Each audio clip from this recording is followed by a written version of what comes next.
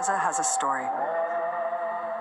If you look at mass media, the story you find is that they fire hundreds of rockets into Israeli cities right across the border. Everything before that point is left out. Most commonly, we hear of rockets hitting the border city of Sderot. It is home to the notorious Sderot cinema, where settlers drink beer and eat popcorn watching bombs fall onto Gaza. Sderot was once called Hajj, a village that was 100% Palestinian and Muslim. Israeli historian Benny Morris uncovered that not only did Palestinian residents get along well with Jewish settlers, but they actually hid and protected them from British occupation forces in 1946, when a British Army dragnet was rounding up members of a Jewish paramilitary. The Palestinians of Hajj kept them safe. It came as a shock to them when just about a year later, that same paramilitary violently expelled every single resident of Hajj. All fled to Gaza. Hajj was renamed Sderot, and settlers from all over the world started to move there. This is the family history of almost every current resident of Gaza, where roughly 75% of people living there are refugees from villages just outside of their border.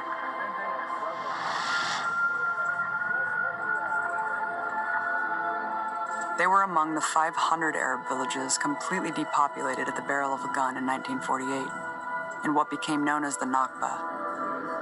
Those who wouldn't leave their homes were killed. That year, the United Nations issued Resolution 194, which mandated that all of the 750,000 Palestinians made refugees from the Nakba had the right to return to the land they were ethnically cleansed from. From that day forward, Israel has refused, in flagrant violation of international law. Displacement of the indigenous population was always the plan. As founder and first Prime Minister Ben-Gurion declared, "We must expel the Arabs and take their places." Just 6 months after Israel's creation, top secret military orders revealed their policy targeting the movement of civilian Arabs from Gaza. Their mission, put plainly, expulsion of the Arab villagers and denial of their return by demolishing their houses, to gather all the residents and deport them to Gaza, to burn down the villages, and most shockingly, surveying the refugees' way of movement and laying mines in the routes.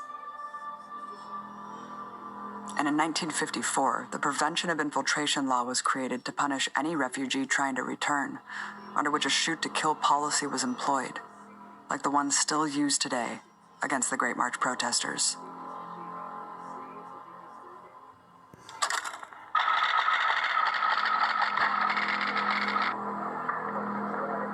These are the citizens of tomorrow who need help urgently to live today.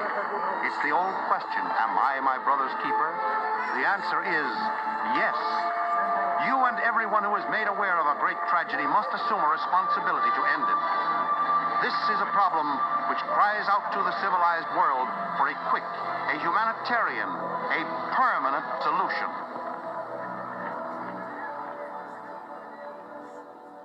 But the story doesn't end there. In a massive military offensive in 1967, they seized the Gaza Strip and West Bank and put them under martial law. Prime Minister at the time, Levi Eshkol, was very open about their depopulation plans for Gaza. One tactic he proposed to get its inhabitants to flee has carried on to this day.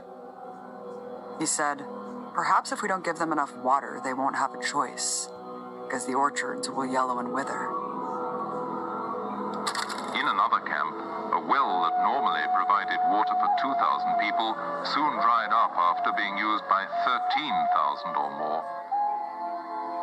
Some Palestine refugees have lived in camps for 30 years, have raised families in them, who in turn have raised children of their own. 3 generations of refugees. It hardly seems possible. Between then and 2005, Israel established 21 major settlements, taking 20% of Gaza's territory. Just as the West Bank was rapidly disappearing as settlements grew, so too was Gaza. Palestinians in Gaza lived under illegal military occupation and were subject to dozens of military checkpoints, Jewish-only roads, and other forms of violence.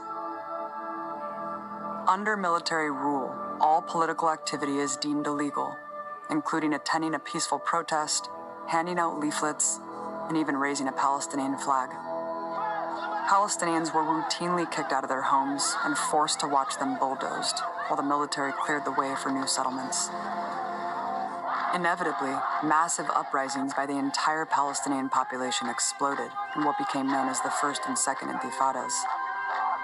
Whether tactics used were violent or non-violent, they were smashed with the utmost cruelty and brutality. It was here that the largely symbolic act of throwing stones was widely adopted as an act of resistance, a fitting weapon for a David versus Goliath story. While Israel publicly maintained its desire for peace, its actions spoke to the contrary. Militant resistance forced the Israeli occupation to leave Gaza in 2005, while cementing a permanent military occupation of the West Bank. Angry extremist settlers, who were determined to take Gaza, had to be physically removed by the Israeli military. But the move was never meant to be permanent.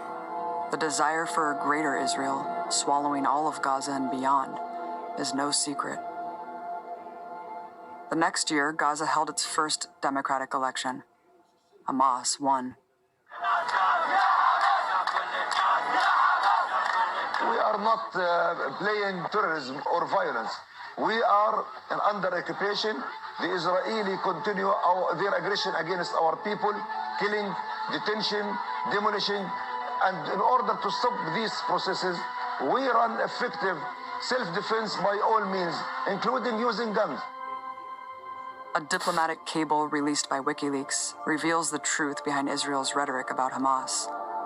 After losing the election, rival party Fatah requested that Israel come to their aid with weapons and military strikes to prevent Hamas from taking control of the Strip. As exposed in the cables, the Israeli intelligence chief told the U.S. ambassador that they wanted Hamas to take full control of Gaza, telling him that if Hamas managed to take full control, then the Israeli Defense Forces would be able to regard Gaza as a hostile territory. Fatah fled as a result, and Israel immediately designated every man, woman, and child in Gaza hostile, and therefore everything a legitimate target. With this excuse, that all of Gaza is a hostile entity, they implemented the devastating blockade and began a regular series of bombing campaigns that took death and destruction to a new level. This past decade is defined by routine massacres on Gaza's caged population, always portrayed by Israeli officials as self-defense. With almost zero casualties on the Israeli side of these so-called wars, thousands of civilians in Gaza perished under their bombs in 2008, 2012, and the worst in 2014. Over those 2 months, Israeli bombs killed 2,200 Palestinians in Gaza, the vast majority non-combatants. A horrifying total of 500 children. But this most recent aerial massacre took much more than life and limb. Around 178,000 homes were totally destroyed or in need of severe repair. Worst still, they cannot rebuild. The Israeli blockade bans any construction materials from entering Gaza. That's why Gaza is still in a state of rubble, as if the war just ended yesterday. Bombing continues on a regular basis. It usually follows the same script. Israel violates a brokered ceasefire agreement. Gaza responds with rockets, and Israel unleashes a wildly disproportionate assault, with mass media in tow, trumpeting an upside-down reality.